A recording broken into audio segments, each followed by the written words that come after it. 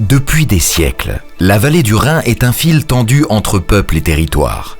Au cœur de ce monde, les châteaux veillent liés entre eux comme les pierres d'un même collier. Pendant près de 1000 ans, ces terres appartenaient au Saint-Empire romain germanique. Un monde sans les frontières d'aujourd'hui, où l'Alsace, la Suisse et l'Allemagne rhénane formaient un seul espace de culture, de commerce et de pouvoir. De chaque côté du Rhin, plus de 300 forteresses qui s'observaient parfois de tour à tour racontent ce passé.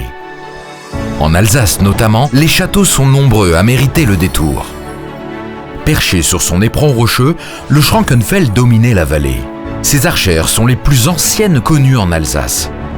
Près de leur tambour impérial, le Rammstein se dressait, témoin d'alliance et de rivalité entre les deux parties qui prétendaient au trône impérial à la fin du XIIIe siècle. Ces pierres gardent la mémoire des combats pour le contrôle de la plaine.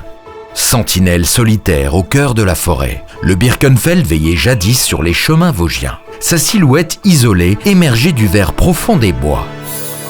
Plus au nord, le Lichtenberg étendait ses murailles roses, un joyau d'architecture militaire qui protégeait les seigneuries de la région. Les châteaux alsaciens, ce sont aussi l'Odenbourg, tout près du Haut-Königsbourg. Le Hückstein, gardien de la vallée de Guebwiller et prison des âmes perdues.